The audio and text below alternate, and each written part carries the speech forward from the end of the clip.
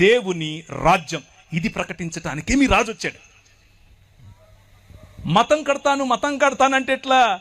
మనం మతమూలం కాదు, రాజ్యం, దేవుని రాజ్యం, ద కింగ్డమ్ ఆఫ్ గాడ్. ఒక శ్లోకం చదువుతాను, వినండి.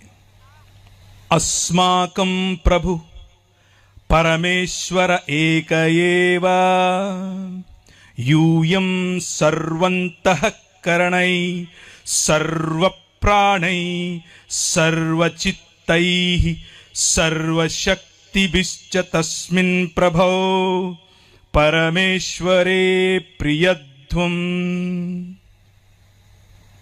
ఈ శ్లోకానికి అర్థం ఏమిటంటే, నేను మార్కు సువార్త చదివాను, టెన్షన్ పడకండి.